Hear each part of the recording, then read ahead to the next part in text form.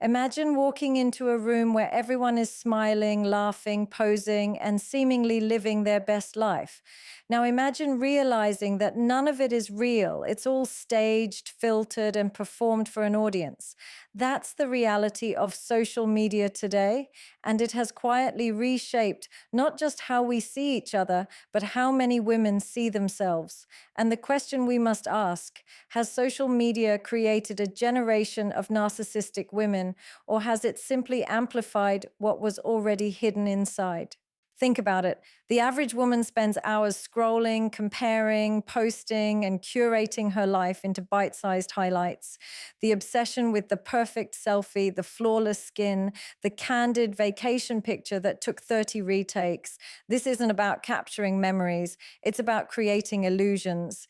And when the illusion becomes more important than reality, something dangerous begins to happen. Self-worth gets attached not to who you are, but to how many likes, comments, and followers you can collect.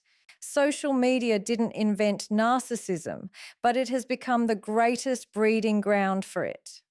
What used to be admiration in small circles is now validation from strangers across the globe.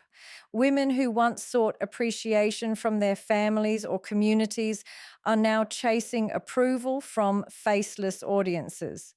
And the algorithm rewards exactly that. It pushes the boldest, the loudest, the most provocative, the most extreme. What does that teach? That your value lies in being admired, not in being authentic. The tragedy is that many women don't even realize they're being programmed. The dopamine rush from a like feels so innocent, but it slowly becomes an addiction. Post after post, story after story, it turns into a performance where life is measured in views. Vanity becomes virtue, self-promotion becomes self-identity, and worst of all, empathy starts dying because the focus shifts entirely inward. This narcissism doesn't just affect individuals, it reshapes relationships. Think about modern dating. Men are competing not against other men, but against the attention a woman gets from hundreds or thousands of strangers online. How can any one man's words compete with a flood of compliments on every picture? For some women, a partner isn't a companion anymore. It's just another prop for the perfect Instagram post. And when validation comes so easily online, real commitment feels boring, suffocating, unnecessary. But the truth is, this isn't empowerment. It's enslavement. A woman who depends on constant external validation is not free. She's trapped. She's imprisoned by the same system that convinces her she's in control. The more time she spends perfecting her online persona, the more disconnected she becomes from her real self. And slowly, without even realizing it, she starts measuring her worth in pixels instead of principles. What's even more dangerous is the ripple effect. Younger girls are watching, absorbing, and copying. They're learning that beauty is more important than character, that likes matter more than loyalty, that being seen matters more than being understood. Entire generations are being raised to believe that self-obsession is normal, even admirable. And when narcissism becomes the standard, humility, sacrifice, and real love begin to disappear.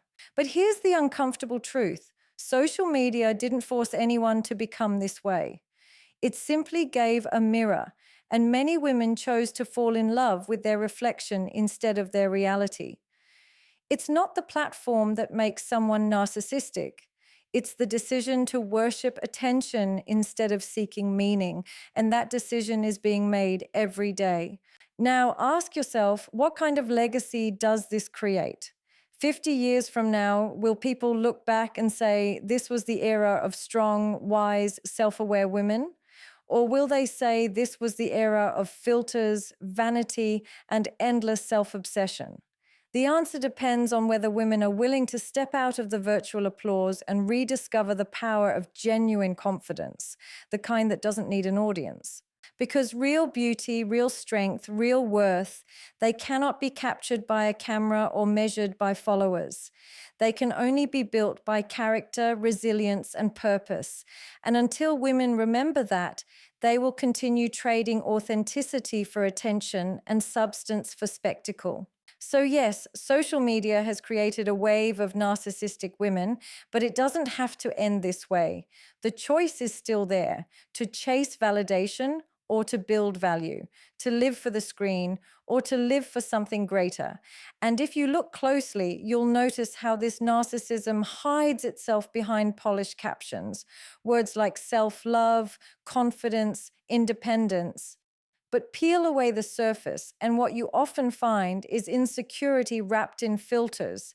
It's not about self love, it's about self display. It's not confidence, it's constant comparison. It's not independence, it's dependence on digital applause. The entire cycle is an illusion, a theater where everyone is acting, but no one is truly living. Notice the shift in conversations too. Women once discussed dreams, values, struggles, and growth. Today, too many conversations revolve around trending audios, follower counts, and aesthetics. Depth has been replaced by display. Even friendships have turned transactional. Support groups for boosting each other's reach, not for building each other's character.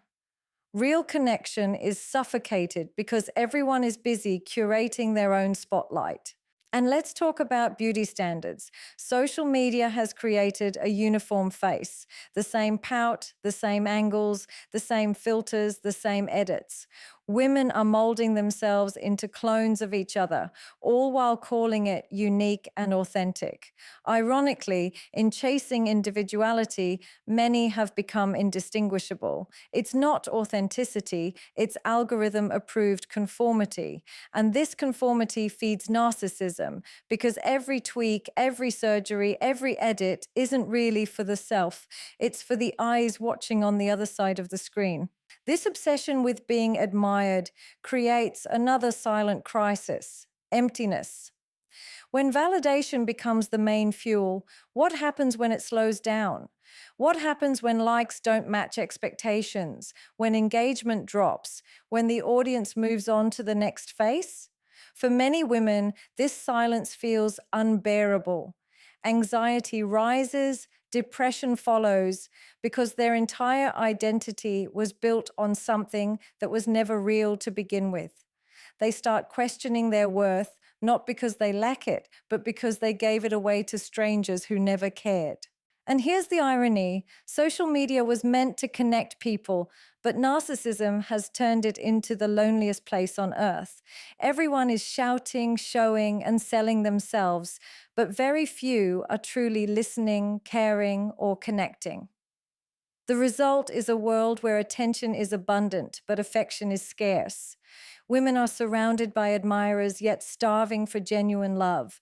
They're visible to thousands, yet invisible to themselves. Even family bonds feel the impact. Mothers, sisters, daughters, once the anchors of emotional stability, are now often distracted, chasing trends instead of cherishing moments. A child asks for attention, but the mother is busy editing a reel.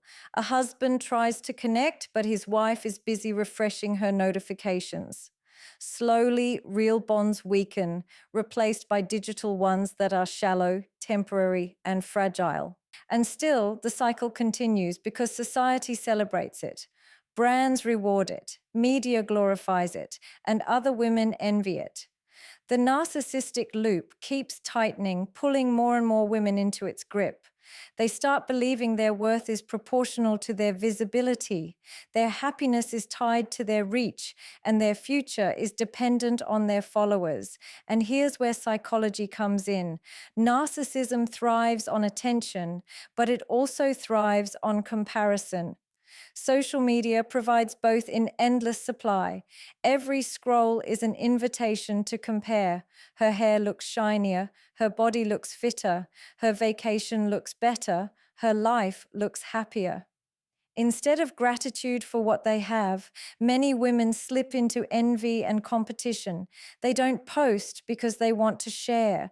They post because they want to win the invisible game of who looks the happiest, who looks the richest, who looks the most desired. But the cost of this invisible competition is staggering. It kills contentment, it steals peace, it creates constant pressure to perform, even in private moments. A woman can't even enjoy her coffee anymore without thinking of the perfect angle for a picture. She can't walk into a restaurant without scanning for the best background. She can't truly rest because rest doesn't look good on camera. Life becomes a series of staged moments instead of lived experiences. And slowly, this performance mentality bleeds into personality. Many women begin to adopt traits of narcissism outside the screen.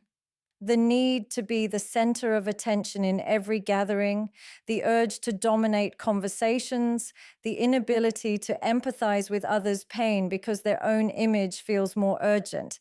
They begin to treat people as an audience instead of companions. They don't ask, "How are you?" anymore. They ask, "Did you see my post?" Even in relationships, narcissism shifts the dynamics. Instead of seeking partners for love, loyalty, and shared values, some women now look for partners who elevate their image. Is he photogenic?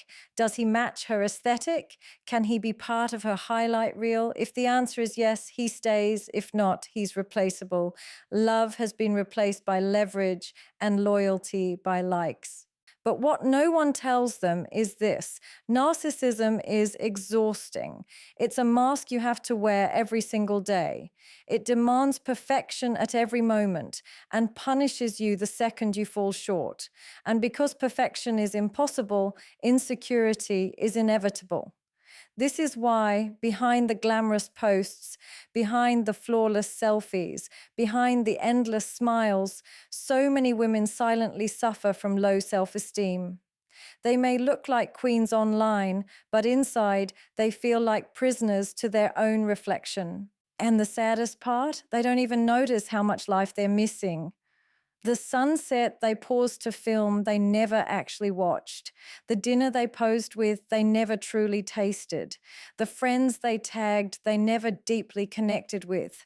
Life slips by while they're busy curating it for others, and one day they realize they were admired but never truly known. And when you think about it, this cycle doesn't just touch women at the individual level, it shapes culture itself. Entire beauty industries thrive because social media has convinced women they're never enough. One filter isn't enough. Now you need fillers. One makeup brand isn't enough. Now you need surgery. One compliment isn't enough. Now you need constant validation. It's a treadmill that never stops, and the more you run on it, the more exhausted you become, yet the finish line never arrives. Notice how language has shifted too. Words like queen, goddess, diva get thrown around casually, not as reflections of strength, but as props to feed egos. And when every woman believes she deserves to be worshipped simply for existing, humility disappears. The value of effort, kindness, patience, qualities that truly build character, gets overshadowed by vanity. Narcissism turns self-respect into self-obsession and dignity into demand. But social media doesn't just amplify vanity, it rewards shock value. Women who once carried themselves with grace are now pressured to cross boundaries for attention, posting more revealing, more provocative, more outrageous content just to stay relevant. And each time a boundary is crossed, it becomes the new normal. What was once shocking becomes standard. What was once private becomes public. And in this race for relevance, modesty, decency, and self-worth get trampled along the way. Think about the ripple effect on men too. A man raised to respect women looks around and sees endless performances of vanity. He starts questioning whether genuine humility even exists anymore. He begins to view relationships with suspicion, wondering if he's being loved for who he is or for the status he provides online. This mistrust spreads, and the very foundation of male-female relationships weakens. Social media narcissism doesn't just harm women, it destabilizes the entire structure of family and trust. And behind all this glitter, there's a darker truth: loneliness. Because when you build your identity on admiration, you'll always fear losing it. A narcissistic woman may receive 1,000 compliments, but the silence of a single criticism will echo louder than all the praise. She may look like she has 1,000 friends online, but at night she feels unseen, unheard, unloved. This is the cruel paradox. Narcissism promises admiration, but delivers isolation. So the truth is clear. Social media has given women a stage, but too many have turned that stage into a mirror. They're not performing for growth, they're performing for applause. They're not chasing meaning, they're chasing validation. And in the process, they're losing the very essence that makes them valuable: authenticity, humility, and depth. The strongest woman is not the one with the most followers, the sharpest angles, or the loudest presence online. The strongest woman is the one who doesn't need an audience to feel worthy. She is admired because of her character, not her filters. She is loved because of her substance, not her selfies. If women continue trading reality for performance, they will remain trapped in a cycle of emptiness, no matter how admired they appear. But the moment they break free from the illusion, the moment they choose values over vanity, meaning over mirrors, that is the moment they truly rise. The world doesn't need more narcissistic women. It needs women who can inspire, nurture, and lead with authenticity. And until that shift happens, we will continue to live in a culture of shadows, where everyone looks radiant but no one shines for real.